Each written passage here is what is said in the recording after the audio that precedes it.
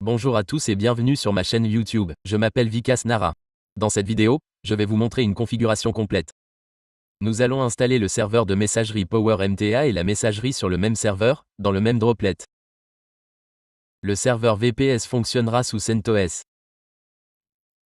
J'ai déjà montré comment les installer sur des serveurs VPS distincts. Deux vidéos d'installation de Mailwiz sont disponibles. Une vidéo explicative et une vidéo montrant l'installation de Mailwiz sur Webon. Il existe également une vidéo d'installation de PowerMTA sur une machine CentOS. Dans cette vidéo, je vais vous expliquer comment installer les deux sur le même droplet. Vous devez d'abord créer un droplet. Si vous n'avez pas de compte DigitalOcean, vous pouvez utiliser Hostinger. Vous pouvez également utiliser Canabo. Vous pouvez souscrire à une offre combinée pour 3 ou 4 $ ici. OVH est une autre option. OVH propose également d'excellents serveurs, leurs IP sont de haute qualité. Vous pouvez donc les acheter. Alors, que faire en premier? Créer un droplet ici. Dans cette vidéo, j'utiliserai une machine CentOS 6. J'utiliserai la version 6.9.1, car je rencontre actuellement une erreur. Une machine en version 7 est disponible, mais une erreur pourrait survenir lors de la sélection de cette version et de l'installation du meilleur CP. J'ai moi-même rencontré cette erreur. J'utilise donc actuellement une version antérieure de CentOS. Si vous rencontrez également cette erreur, vous pouvez utiliser celle-ci. Je sélectionne une machine à 10 $. Je choisis ensuite le centre de données de Singapour. J'ai déjà sélectionné le centre de données de Londres à plusieurs reprises, mais l'adresse IP fournie était déjà sur liste noire. Je choisis donc Singapour cette fois. J'ai déjà défini le mot de passe ici. Je le copie et le colle ici. Le domaine que j'utiliserai est celui-ci. Je saisis donc directement le domaine. Vous pouvez utiliser des sous-domaines ici, comme certains utilisent serveur.com, ou vous pouvez également utiliser cette méthode. Cependant, je vais effectuer tout le travail sur le domaine principal uniquement. Je saisis donc le domaine principal ici et je crée le droplet. Ensuite, nous allons dans MX Toolbox pour vérifier si l'adresse IP fournie est sur liste noire. Parfois, l'adresse IP fournie est déjà sur liste noire dans MX Toolbox. Si elle apparaît sur liste noire, supprimez le droplet et recréez-le. Vous obtiendrez ainsi une adresse IP correcte. Dès sa création, nous vérifierons son adresse IP pour voir si elle est sur liste noire. Ensuite, nous la configurerons avec le domaine. Je copie cette adresse IP. Après l'avoir collée ici, je clique sur la case à cocher, liste noire.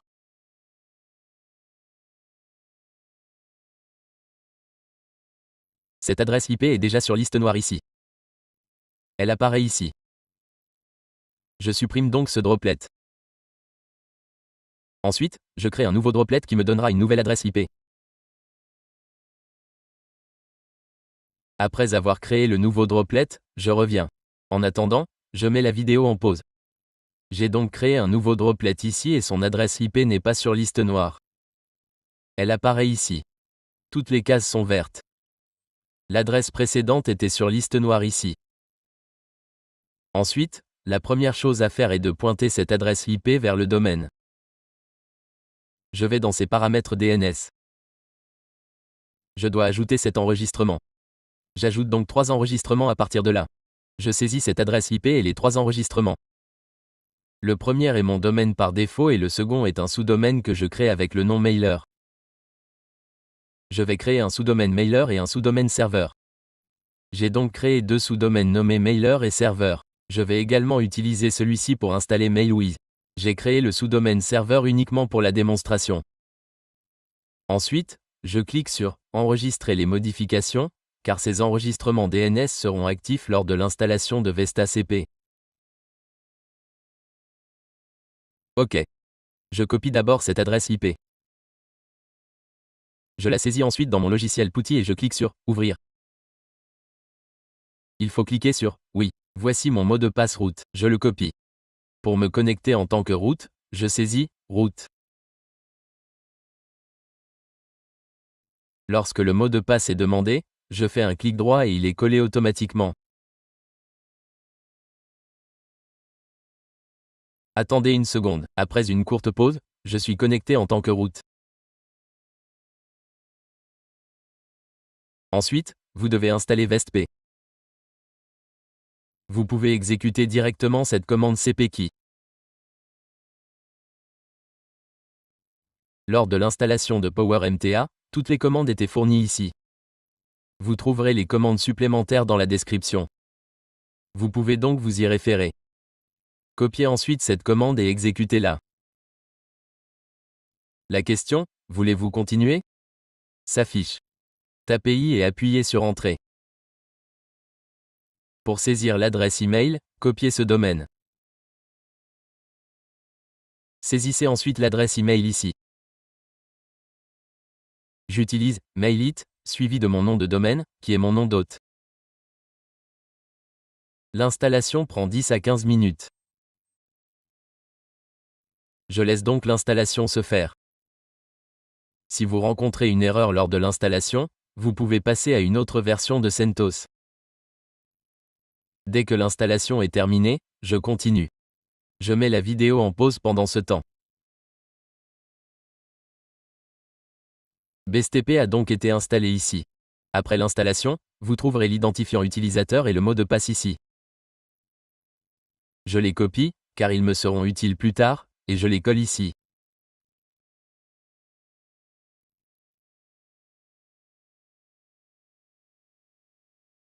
Je l'exécute ensuite ici, car il est indexé, ce qui explique son apparition ici.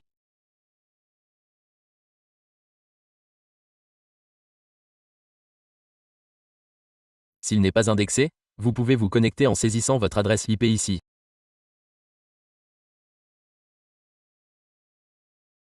Le nom d'utilisateur est admin. Le mot de passe est admin. Cliquez ensuite sur « Connexion ». OK. Ensuite, accédez à la section web où votre domaine est ajouté par défaut. Que devez-vous faire maintenant? Vous devez d'abord installer PowerMTA. Pour cela, saisissez votre adresse IP dans WinSCP.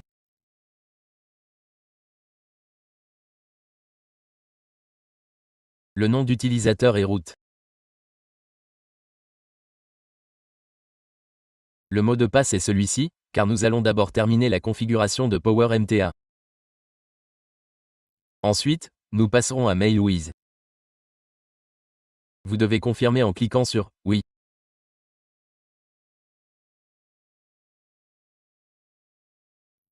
OK, je télécharge le fichier PowerMTA ici et je continue. J'ai donc téléchargé le fichier PowerMTA ici. Ensuite, vous devez retourner dans PuTTY et utiliser une commande. Je vais l'afficher ici. Quelle commande devez-vous saisir? Exécuter rpmh puis tout 5.3. En gros, voici le nom du fichier. Vous devez saisir le nom exact de votre fichier. OK? Par exemple, si vous utilisez la version 4.5, saisissez le nom du fichier. Quel est le nom de ce fichier? Vous devez saisir le même nom ici. Je le copie, je le colle ici, puis j'appuie sur Entrée.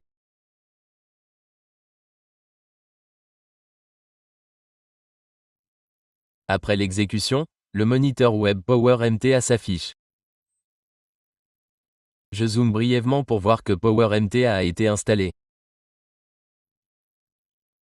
Il nous reste maintenant quelques opérations à effectuer. Accéder au dossier, etc.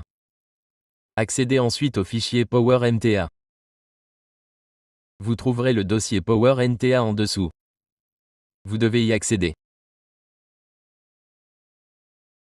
Vous devez y importer votre fichier de licence.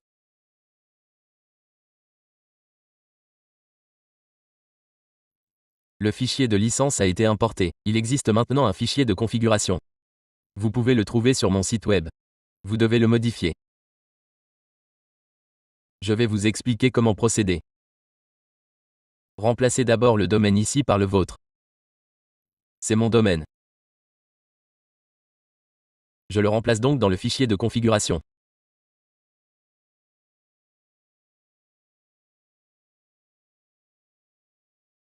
J'utilise « Remplacer tout », puis je remplace également cette adresse IP. Cette tâche est plus simple avec Notepad++. Sélectionnez le « et » ou que cette adresse IP apparaisse, elle sera remplacée.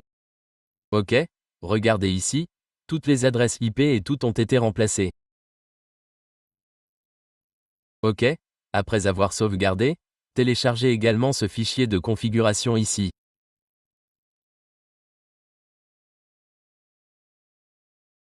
Oui, vous devez l'écraser, car il est déjà là. Que faire ensuite? Revenez à PuTTY et exécutez une commande pour Dekim, car l'installation du PowerMTA est terminée.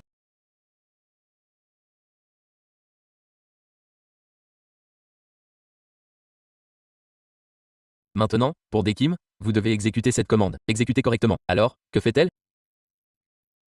Cela vous montre le répertoire où se trouve le fichier dk.pm. Je vais donc copier ce répertoire.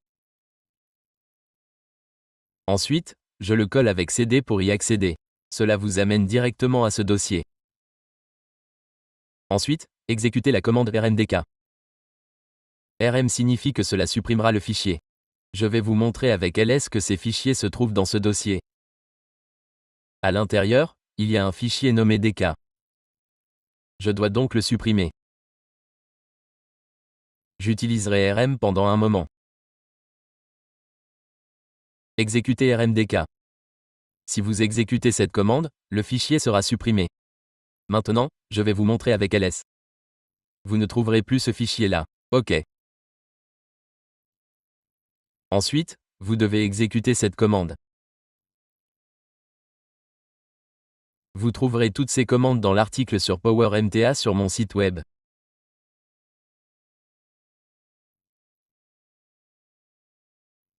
Copiez et exécutez cette commande. La clé Dekim a été générée ici. Je vais dans ce dossier et je vous la montre. Il se trouve dans Home, Admin, car c'est le répertoire.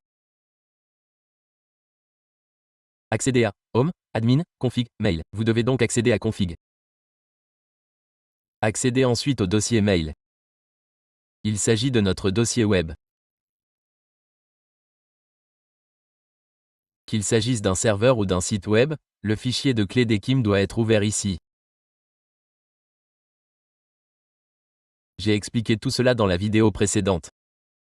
J'ai réalisé des vidéos individuelles pour chaque type de site, mais cette vidéo montre la série complète d'un seul coup. Je vous montre donc tout. Copiez ce code. Collez-le ici.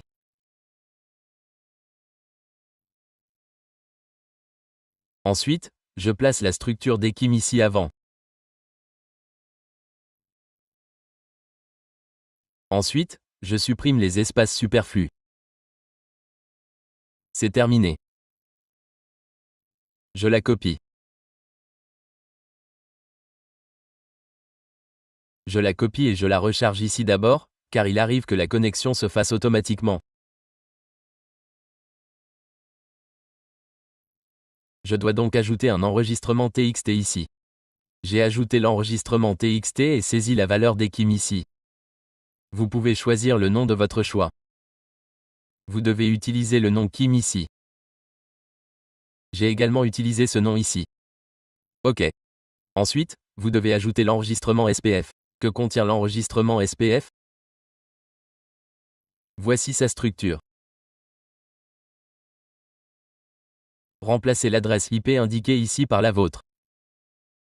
Voici mon adresse IP. Je saisis mon adresse IP ici. Ajoutez ensuite un enregistrement TXT ici et insérez-le. Ensuite, vient l'enregistrement de marque. Voici sa structure. Que devez-vous en faire? Remplacez le domaine par le vôtre. Je l'ai copié ici. Ensuite, où que ce domaine apparaisse, je le colle ici.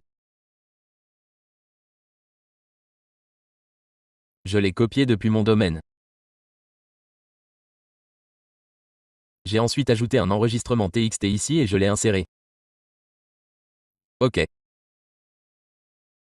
Pour le nom, j'utilise un trait de soulignement avec une marque et je clique sur « Enregistrer les modifications ». OK. Ensuite, je souhaite ajouter des enregistrements MX. Je vais donc ajouter l'enregistrement MX ici. J'utiliserai les enregistrements MX de Google, plus précisément ceux de Gmail. Je l'ouvre ici. Je sélectionne l'enregistrement MX ici. Je vous montre les enregistrements MX de Gmail. Je vais dans « Gérer le réseau », puis dans la section « Domaine ». Avec DigitalOcean, si vous sélectionnez l'enregistrement MX ici, une option permettant d'ajouter des enregistrements MX Gmail apparaît.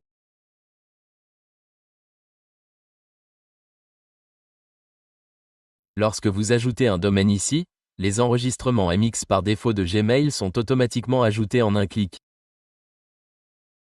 Cet enregistrement MX est donc ajouté au domaine. Je le copie et le colle dans celui-ci.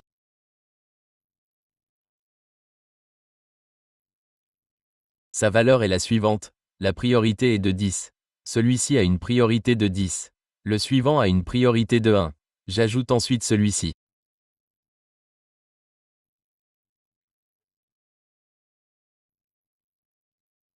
Celui-ci a une priorité de 5. Le suivant a également une priorité de 5. Je le copie ici. Sa priorité est de 10. Je clique sur « Enregistrer les modifications ». Tout le travail lié à Dekim, au marquage et aux enregistrements MX est terminé ici. Tout est terminé. Que devez-vous faire ensuite? Redémarrer Power MTA. OK. Vous devez donc exécuter une commande ici. Exécuter le service Puna Restart. Cependant, si vous exécutez cette commande après avoir effectué toutes ces opérations, un échec pourrait s'afficher. Vous devez donc d'abord exécuter la commande PADebug. OK. Après avoir exécuté cette commande, exécutez le service XMStop. Puis réexécutez la commande service Restart.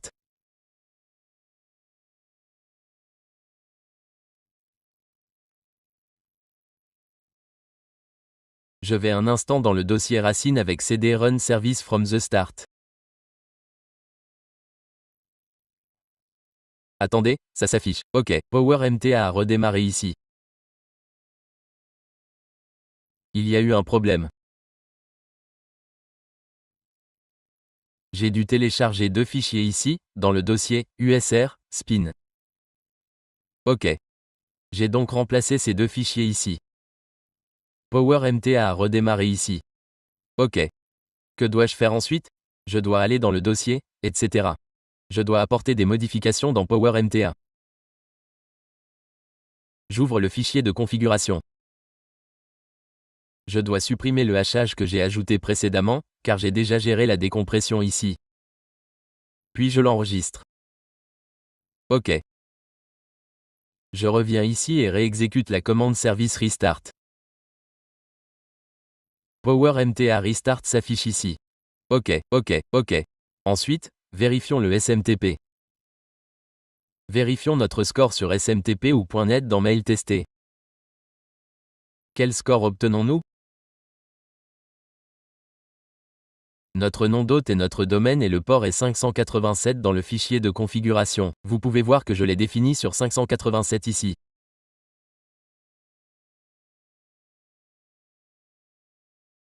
OK. J'utilise mon identifiant et mon mot de passe d'authentification. Il s'agit du même fichier que celui que j'ai téléchargé sur le serveur ici. L'identifiant et le mot de passe sont les suivants. OK. L'adresse email de l'expéditeur est configurée pour le test. Nous l'envoyons depuis ici. Je clique sur « Envoyer ». L'email a été envoyé depuis ici. Je clique ensuite sur « Vérifier votre score ». Voyons notre score. Puisque nous avons tout configuré, comme DKIM, SPF et marque, notre score est parfait, 10 dixièmes.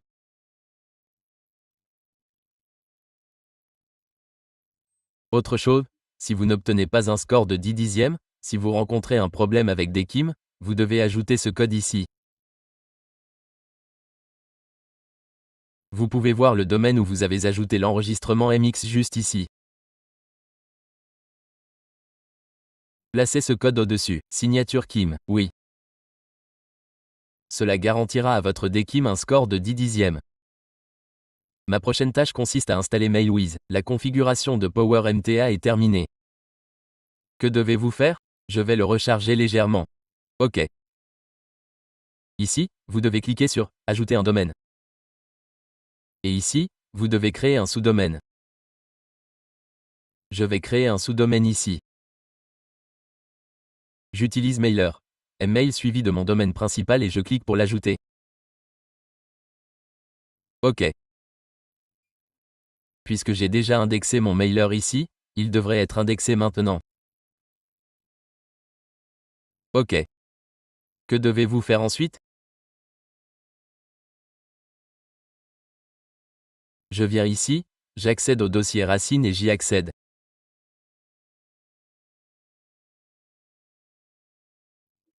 Vous devez y aller et exécuter cette commande, find the name public-html. Cela localisera et affichera le répertoire où se trouve public-html. Il y a deux répertoires ici, l'un pour notre domaine principal et l'autre pour le sous-domaine. Il s'agit de Home, Admin, Web et Mailer. Je viens de créer ce sous-domaine, je vais donc copier celui-ci.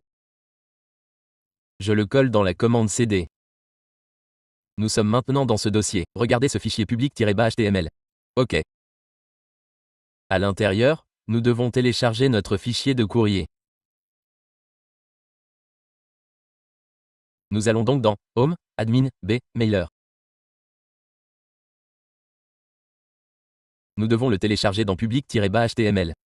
Comme vous le savez, tous les fichiers front-end vont dans public-html. OK. Je télécharge donc le fichier de courrier ici. Le téléchargement prendra 1 ou 2 minutes, car la vitesse est bonne. Je me reconnecte dans un instant. Une fois téléchargé, nous poursuivons. Le fichier a été téléchargé ici. Que devez-vous faire ensuite? Vous devez y accéder. Je tape ls. Attendez une seconde, il s'est à nouveau déconnecté. Reconnectons-le également. OK, voici mon adresse IP et mon mot de passe. Je me connecte en tant que root avec le mot de passe.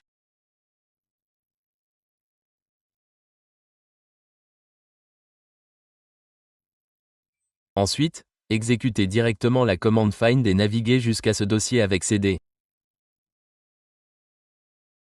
OK, nous sommes dans le dossier public-html.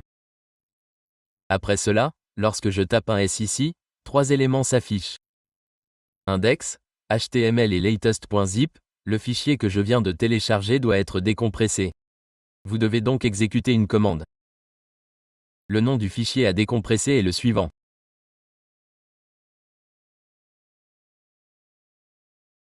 Attendez une seconde, je colle le nom du fichier à décompresser. Appuyez sur Entrée. Ce fichier zip est en cours de décompression. OK. OK, votre fichier a été décompressé. Je reviens ici et je l'actualise. Je renomme le dossier en mail. OK. Ensuite, je dois l'installer ici. En fait, je voulais dire que je l'ai installé sur tous ces domaines. Je l'exécute dans le navigateur. Le nom du dossier est « Mail ». OK. Vous devez l'installer via « Install ». Installer. Donc, Mail apparaît ici. Je dois l'accepter. Saisissez le code que vous avez ici et cliquez sur Suivant. OK, toutes ces vérifications ont réussi. Cliquez à nouveau sur Suivant. Après cela, les autorisations du dossier ne sont pas définies ici. Vous devez donc exécuter une commande. Je vais maintenant inclure cette commande dans la description. Ce mail est le nom de votre dossier. OK, je la copie. Je l'exécute ici. Je clique ensuite sur « Vérifier ». Les autorisations du dossier sont désormais définies. Je clique ensuite sur « Suivant ». J'ai besoin d'une base de données. Je vais donc accéder à la section « Base de données ». C'est fait. Recommençons. La vidéo étant un peu longue, la session expire sans cesse. La connexion se déconnecte donc sans cesse. Après être allé dans la base de données, cliquez sur « Ajouter une base de données ». Le nom de la base de données est « Mail ». Générez le mot de passe. Saisissez le même mot de passe ici. Cliquez sur « OK » et « Ajouter ». Le nom de la base de données est « admin-bamail » et le nom d'utilisateur est le même. Supprimons-la. Cliquez sur « Démarrer l'importation ». L'installation est terminée. Il faut maintenant saisir les informations d'administration. Je les saisis ici.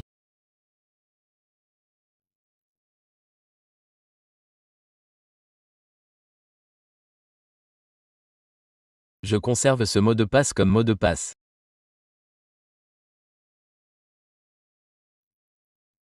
Je configure ensuite mon fuseau horaire, Asie, Kolkata. Je clique ensuite sur « Créer un compte ». Vient ensuite la tâche cron. Comment installer une tâche cron? Il existe deux méthodes pour cela.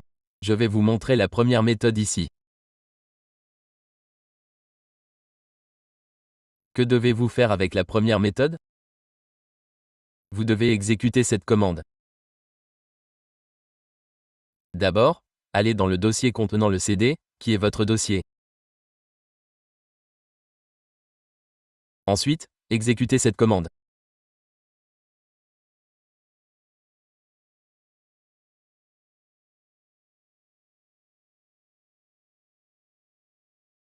Après avoir exécuté cette commande, le processus est un peu long, alors, regardez la vidéo patiemment.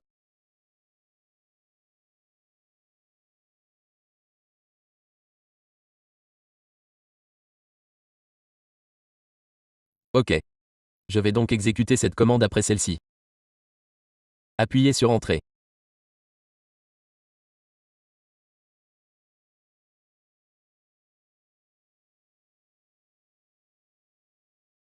OK.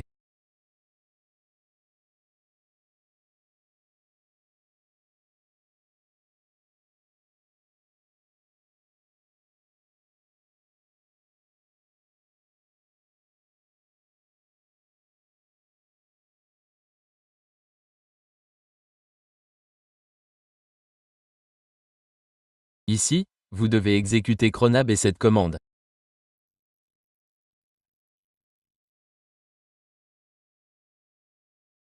Ensuite, tapez à ici. Ensuite, copiez la commande de tâche cron fournie ici. Allez ici et collez-la. Il vous suffit de la coller ici. Copiez celle-ci également. Collez-la. Appuyez sur Entrée, puis copiez celle-ci également.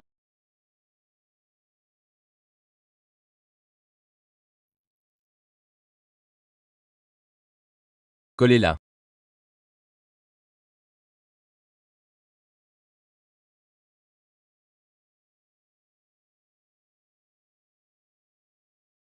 Appuyez sur Entrée après avoir collé toutes ces commandes ici.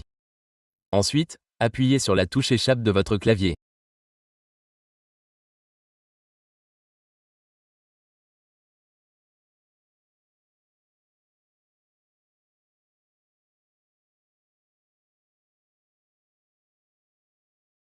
OK, après avoir appuyé dessus, tapez AWQ ici.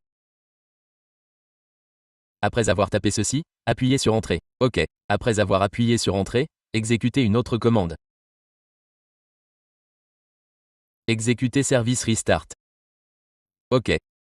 Donc, je vais la taper ici. Le redémarrage est terminé ici. OK. Quelle est la deuxième méthode? Vous devez également accéder à l'onglet Cron. Si la première tâche cron ne fonctionne pas, cette méthode fonctionnera. Cette méthode est très simple. Copiez-la. Cliquez ensuite sur Ajouter dans Ajouter une tâche cron. Saisissez votre commande dans le champ de commande. Elle s'exécute toutes les minutes. Sélectionnez toutes les minutes. Générez-la et ajoutez-la. Copiez ensuite celle du dessous. Saisissez la commande ici. Celle-ci est exécutée toutes les 2 minutes. Sélectionnez toutes les 2 minutes. Cliquez sur Générer et Ajouter. Cette méthode est également très simple. Vous pouvez également l'utiliser. La troisième commande est exécutée toutes les 10 minutes. Elle est un peu lente. Internet est lent, donc cela prend un peu plus de temps. Vous pouvez également définir celle de 10 minutes ici. Après avoir défini 10 minutes, cliquez sur Générer, ici, puis sur Ajouter. Vous avez maintenant compris comment procéder. Vous pouvez le faire vous-même. Je vous ai expliqué les deux méthodes. Je clique ensuite sur Les tâches cron sont installées. Continuez ici. Ensuite, je vais au back-end ici. Une fois arrivé au back-end, je me connecte. Voici mon identifiant et mon mot de passe.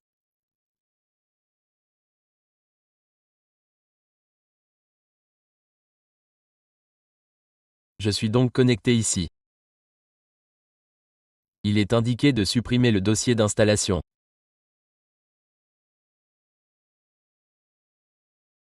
Supprimez-le.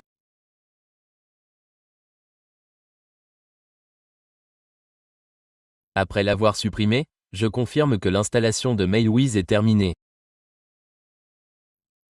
Maintenant, votre tâche consiste à ajouter un serveur. Accédez à la section Serveur ici. Cliquez sur Serveur de distribution, puis créez un nouveau serveur pour votre serveur, comme SMTP. Saisissez vos informations SMTP ici.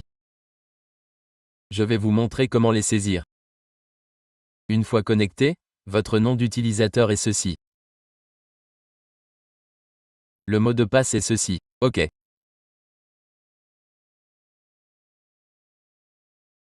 Dans la section de la réponse, je saisis ceci. Mon port est 587. Cliquez sur Enregistrer les modifications.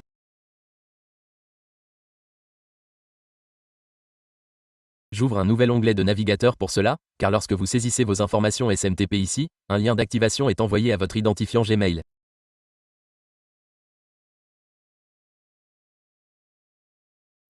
Je vais vérifier ici. Je vais le copier, le coller ici et cliquer sur Valider le serveur. Une erreur s'affiche ici. Laissez-moi vérifier un instant. Je vais le remplacer par mon adresse IP. C'est fait. J'ai cliqué sur Enregistrer les modifications, copier, coller, valider le serveur et envoyer. OK. Après cela, je vérifierai ici. Le lien reçu indique que le statut est inactif ici. Dès que vous l'activerez, Il deviendra actif. Ok, il est maintenant actif. J'ai déjà expliqué comment installer MailWiz dans une vidéo précédente. Il existe également un guide vidéo complet. Vous y découvrirez comment importer votre liste de diffusion, ajouter une campagne et ajouter un serveur. J'ai tout abordé. Il existe également 5 vidéos sur PowerMTA. Dans certaines, je l'ai installé, dans d'autres, j'ai ajouté des KIM, etc. Il y a aussi une vidéo de test où j'ai testé le serveur que j'ai configuré dans différents logiciels. J'ai donc tout fait. Mais dans cette vidéo, je vous montre une méthode complète pour installer les deux sur le même serveur et la même droplet. Vous pouvez le faire avec l'aide de ceci.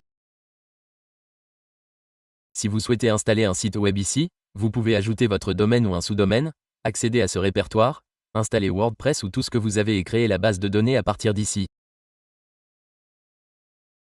Vous pouvez donc également gérer des sites web et plus encore à partir d'ici.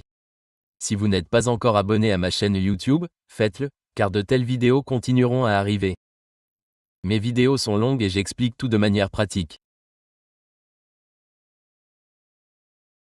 Alors c'est tout. Veuillez vous abonner à ma chaîne YouTube et merci d'avoir regardé la vidéo.